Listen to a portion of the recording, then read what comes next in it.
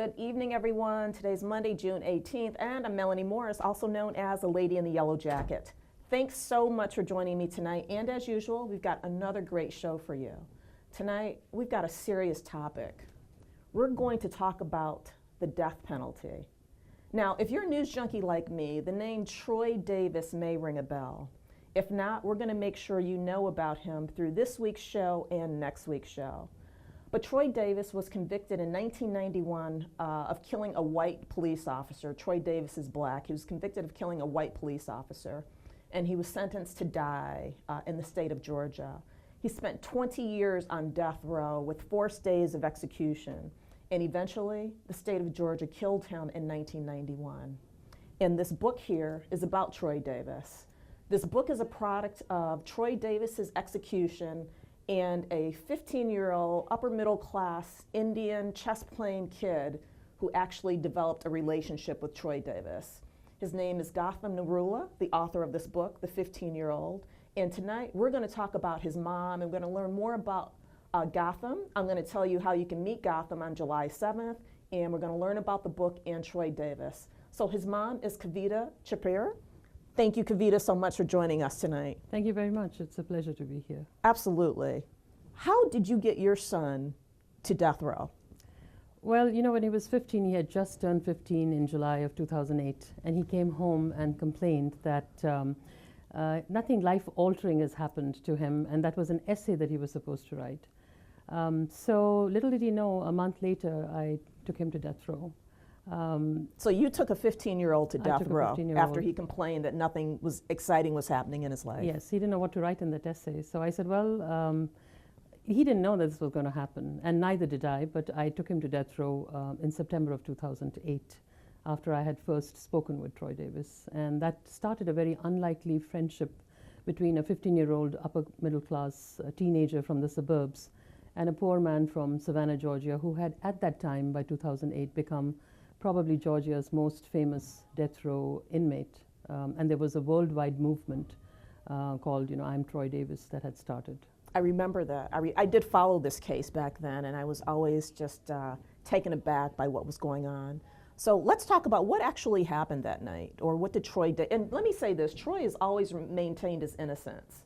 Even though the state of Georgia killed him, he's always said he did not commit this crime. Yes, that's true. And what happened that night? So after his execution was stayed for a second time in September 2008, there was a special meeting that was approved on 29th of September.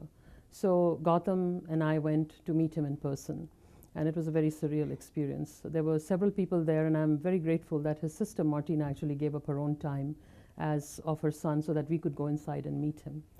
There are all kinds of convoluted versions of the story as to what happened.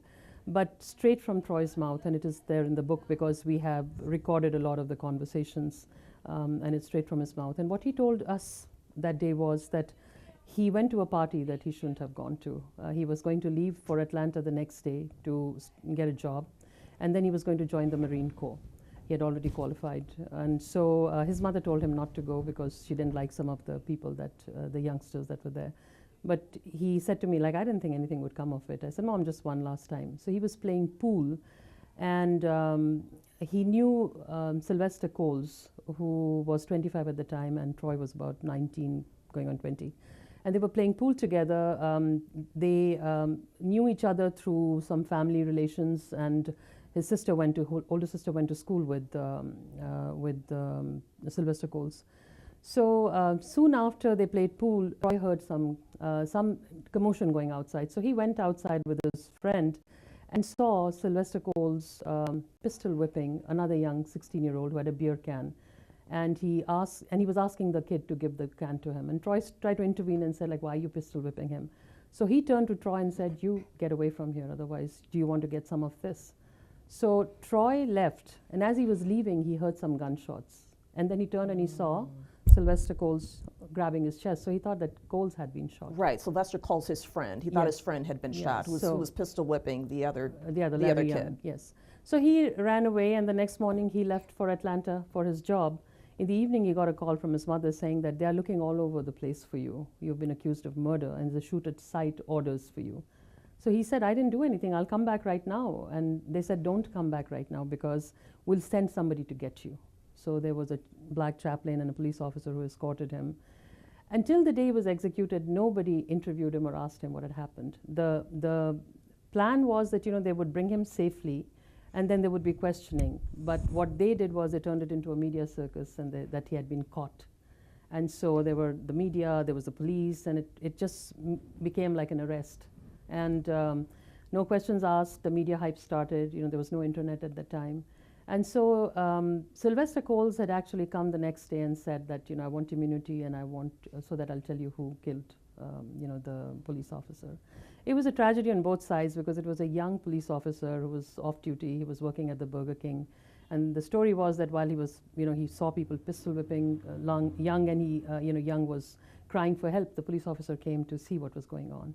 And he had a bulletproof vest on, but he was shot in the face and then shot, I think, the chest, and he passed away. And he was a young father of a few months old baby boy and a little girl. So. Right, and his name was Mark MacPhail? Yes. Mark MacPhail, and obviously this is a lose-lose situation for everybody. So for Mark MacPhail's family, if they happen to see this, we're very sorry for your loss. And obviously, we don't want innocent people killed on death row. Right. For the simple reason that, you are really joined by blood now because, the death penalty does not give anybody any peace of mind. And that's what Mark MacPhail's mother said after Troy was executed, that there is no peace in my heart. Because, one wrong does not make the other right. So do you know if she was against, do you know if she wanted Troy to be executed? Yes, that was one of the reasons why, Troy was eventually executed. If the family members of the victim say that they, want to forgive the person, things are different. But they chose not to meet him. I think they were completely brainwashed into believing that Troy was a murderer. And unfortunately, they did not try to even see. Martina tried to get to meet them, but they did not try to even, question, like if, the entire case was built around eyewitness testimony of 9 eyewitnesses. 7 of the 9 eyewitnesses recanted. They were juvenile delinquents at that time, and they were afraid. They were told that, if they go against what the police wants them to do. Then so did the police basically blackmail them? Or? Yes, that's what they said. They recanted when they were adults. And, it is interesting that the state of Georgia that believed them when, at 16, when they said Troy did it, were not ready to believe them saying, are you lying now or were you lying then? They were no longer credible witnesses as adults. And why would they stick their neck out and, become perjurers when Troy was poor? He didn't give them any money. There was no biased reason for them to stand up and say, like, we lied. And when you actually go to the murder grounds, where we actually went to see what happened, I went, my son went, in broad daylight. I mean, one of the witness testimonies was that this woman saw, Dorothy Farrell was her name, and she claimed that she saw Troy shooting this guy at 1 o'clock at night. And I could not see, if I was standing there in daylight, people would not have been able to see me from 2 miles away where she was. And there were actually big trees that were blocking the view, and the police quickly had them cut down when somebody made a note of that. So she was actually out on probation and had young children. So she later on said that she lied because she didn't want to get back into trouble with the law. Right, she lied because she didn't want to go back to jail, basically. Yes. She didn't want to get in trouble with the law. Folks, if you're just joining us, I'm Melanie. I'm your host of The Lady in the Yellow Jacket. And my guest tonight is Kavita. And her son, Gautam Narula, wrote this book about the execution and the life of Troy Davis. Now, I don't want to forget this, Gautam's going to be speaking at the library, at the Boston Public Library. Yes. Tell us about that. So Gautam has been, invited to speak about this story at several venues, MIT, Cornell. He's speaking at the Moth Main Stage in New York this Thursday. And he will be speaking at the Boston Public Library on 7th of July at 2 p.m. at Rab Hall to talk about his friendship with Troy Davis and how you can find grace in the oddest of places, and also how the capital punishment actually destroys so many lives.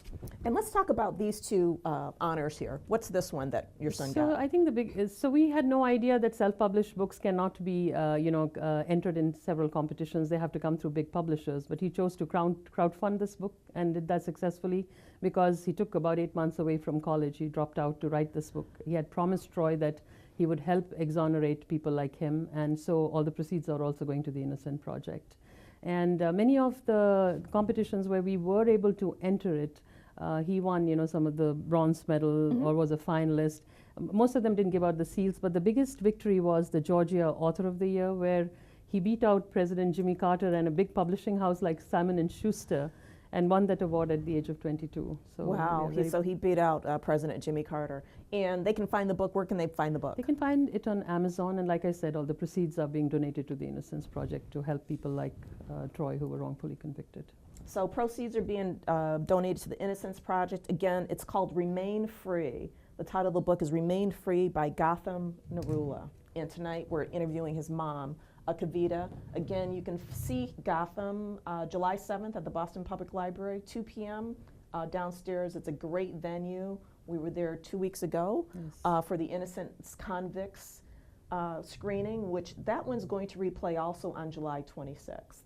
Oh, that's great. It is. It's going to replay July 26th. Stories are very interlinked, and nothing has changed. When Brian Steven wrote his book, Just Mercy, A. Stevenson wrote his book, Just Mercy, he actually started from the same death row prison. He went there as a young attorney to save the life of a so-called convicted murderer, and that man did live.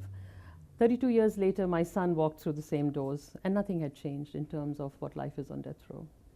So what did Troy say about death row? So there was something that he said which stands in my mind, and he said that death is easy, living is the hard part, to be in jail, and especially on death row. When he was only 19 or 20, he went there. He was a young, handsome man, very fit, and the very first thing they did was they tried to strip search him, because usually that leads to rape. And he was put in isolation. They tried to poison him because he had killed one of theirs, and finally... You're saying the officers who worked, the security guards, the yes. correctional officers tried to poison? Yes, and this was recorded. This conversation was recorded, and I have to say that we recorded so many conversations. The media was never allowed near Troy, and they listen in on conversations, and not one time did they disconnect me. And there was a time that I was, asking him a lot of candid questions, and they actually sent a message saying that, space it out, because it sounds like an interview. And so they had to know you were recording him? Yes, of course. They knew I was recording it, because the very first recording that I did with him on 21st September 2008, I posted it on my website. To this day, nobody has asked me, how did you get that? And Georgia law at the time, I don't know if it's changed now, permits it that if I'm talking to you on the phone, I don't need your permission one party. to record the conversation. Yes, but it's not so in Massachusetts. So do you think by chance that the officers may have thought that Troy was innocent, and they were allowing you to record so that Troy could really get his true story told? That's a great question, because it all depended on, I think, who was there, because before he was executed, the new warden that had come in was actually not a very nice person, and he was very tough on a lot of things. He deliberately did things that were really not conducive for anybody's well-being. But there were different officers who were on duty. I saw them addressing him as Mr. Davis. I saw like a lot of affection for him. He never got into any kind of trouble when he was in jail. He actually mentored so many people, including my son, from behind bars. And he's also saved the lives of many young children. There were these young kids of 15, 16 years of age who were dumped on death row, and some of these men would just come, and it's an all-male jail, so they would just come and put a packet of potato chips on the bed. The child would eat it, and then they would ask for money, and if that didn't, he didn't have money, they would rape him. So he said he wasn't able to save every one of them, but he was able to at least save some. And out of the 200 inmates that were on death row, only a handful, maybe 4 or 5, had family members who would come and visit them. And Troy says that it was the love of his family and the relentless fight by his sister Martina that literally saved his life. He said that 85% people can be redeemed on jail. They can be rehabilitated, but 15% are cannot be. However, the people who don't get that love and compassion from their families, they start believing that the world is a really bad place, and so they lose that compassion that they don't receive. And just when we went to meet Troy, when in-person visits were allowed, we were not just seeing Troy, we were meeting like a lot of other death row inmates. There were about 8 or 9 of them inside with us, and it was this gentleman's code that they whatever issues they had with each other, there was violence in the jail sometimes, they were just so courteous to people who met them. It was literally like being on a picnic. I mean, it was such a surreal, weird expression. And then my younger daughter sings really well, and she started singing a song, and it's like it's like two rooms separated by just this wall with windows. And suddenly there was pin drop silence, and some of the inmates had tears rolling down their eyes. So your daughter would go as well. She was only 13 Right. as well. So I think it really changed, a lot for her as well. So that's my next question. How do you think this has changed your son and your daughter's lives? My son, because my children, you know how we parents mollycoddle our kids and we protect them from what we think is the bad world. So they grew up in this little utopia where everything was perfect. And they were taught in school that the US justice system is perfect. And so I think the biggest disillusionment that came for my son was to realize that life is not black and white, that there are great travesties, there's great travesty of justice that is done, in this great country. When we talk about civil rights violation in the world, we have so much happening in our own backyard.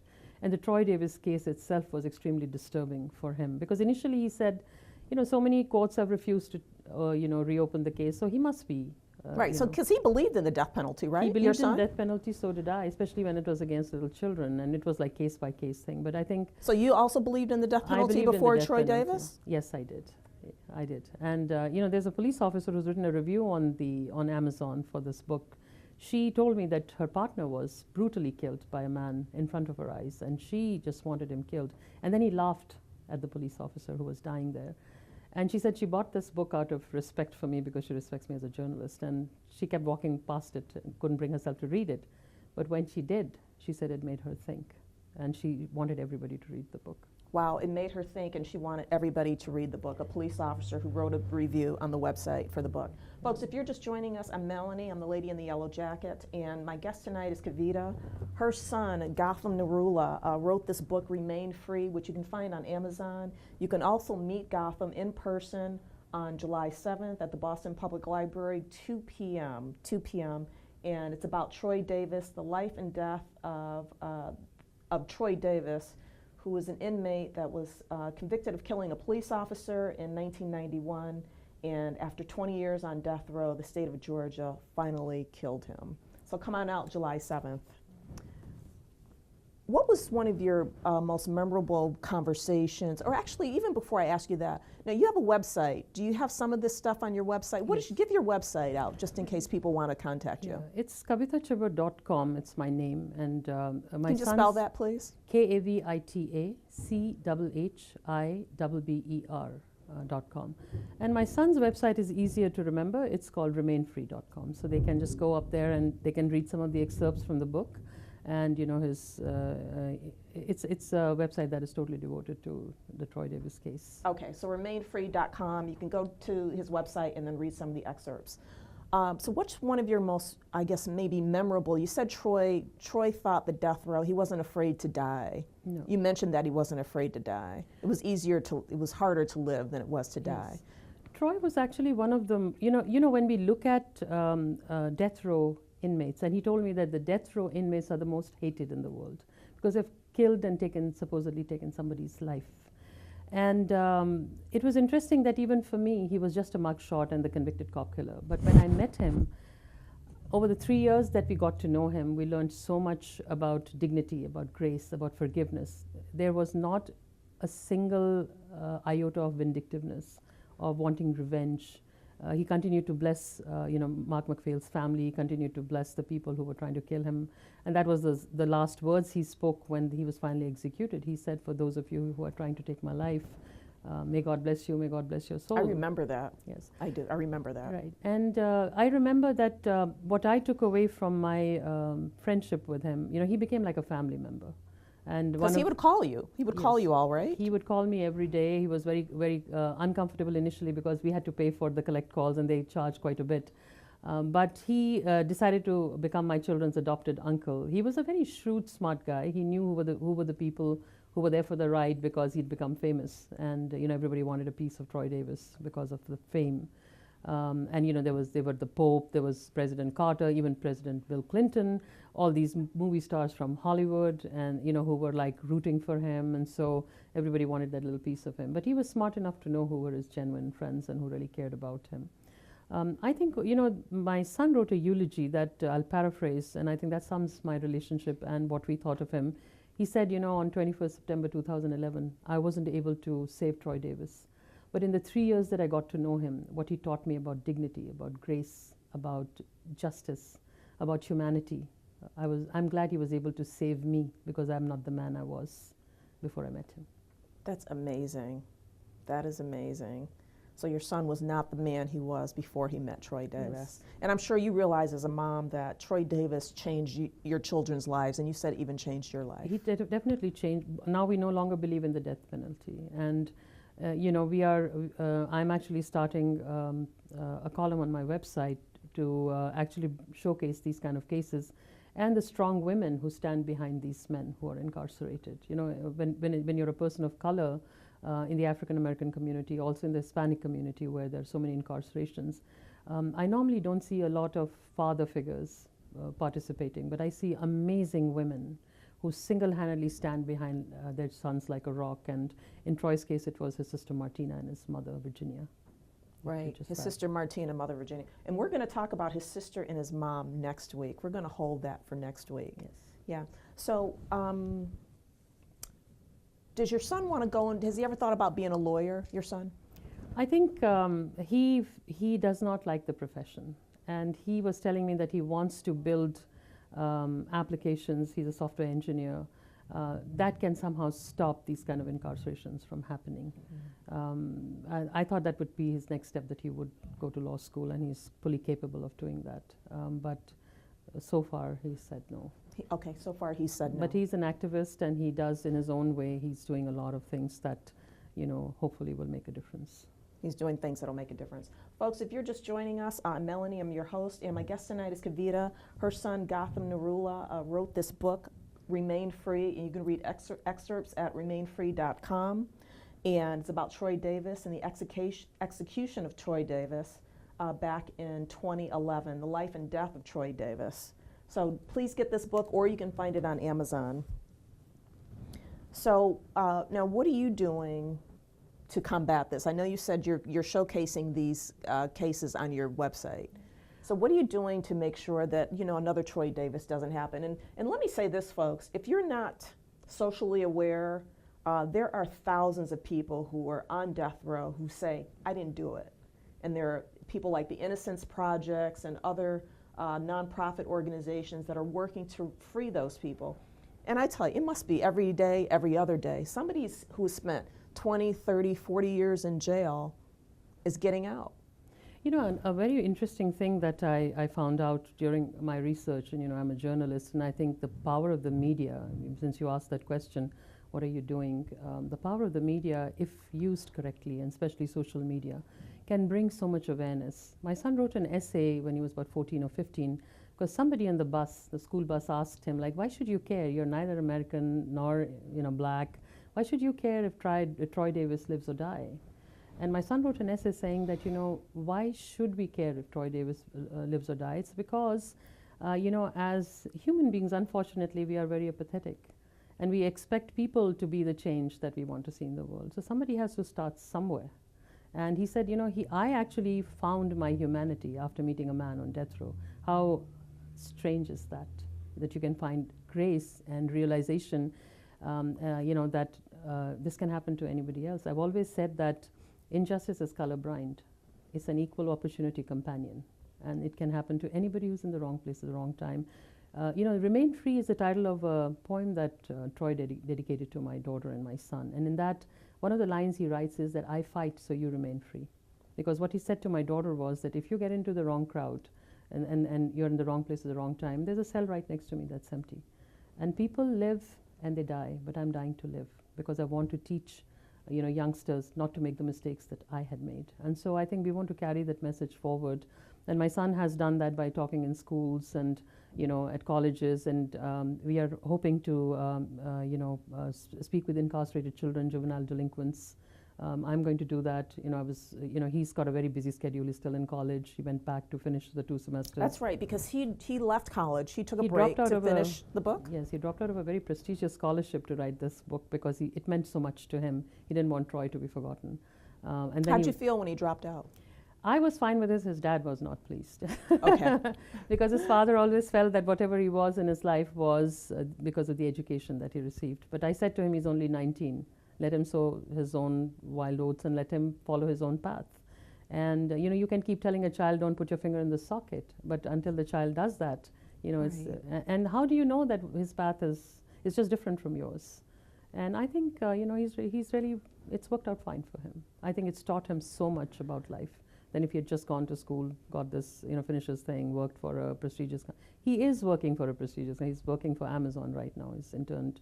He thought nobody would even ask him for an internship, but all the Facebook, Google, I probably thought he had a really weird resume because he was a perfect score on the SAT, very smart, academic scholar, chess champion. Why did he drop out of this prestigious scholarship, and where did he go? So he wrote a book, then he came back. The book won. Well, who are you? So that's another message that I think Troy would have really appreciated, even though he really wanted to go to college, and he would not have approved of Gautam dropping out. But Troy was just such a smart guy, and he made me realize that you don't need a college degree to be smart and intelligent and evolved and empathetic and compassionate, because I saw all these qualities in him. Infernally patient and knew everything. I mean, he read a lot. I mean, there's not that much you can do there on death row. You don't have radios, you don't have television. There was one little black and white TV set that they have that had to be shared between 8 different rows of people, and then there was, I think, some sort of a time limit to that. Phone calls also, you had to take your turn. Yeah, because we're talking from 1991 to 2011, so this was pre-internet, pre-Facebook, pre-Twitter. Well, they are no not social allowed media. the internet. Right. 2011, the computers are there, but they are not allowed. And people like Troy did not know how to operate a laptop or a computer because he was incarcerated in 91. The youngsters who are now in jail, they know. They know. And he was like fascinated with Amazon and how is it click of a mouse away? And Kavita, thank you so much. We are out of time. Can you believe it? Folks, if you're just joining us, join us next week for part 2. We're going to finish talking about Troy Davis, the Troy Davis story. You can see the author of this book, Gautam, July 7th at the Boston Public Library, downtown, 2 p.m. I'm Melanie Morris. I'm your host, and my guest tonight was Gautam's mother, Kavita. Thank you very much, and have a good night.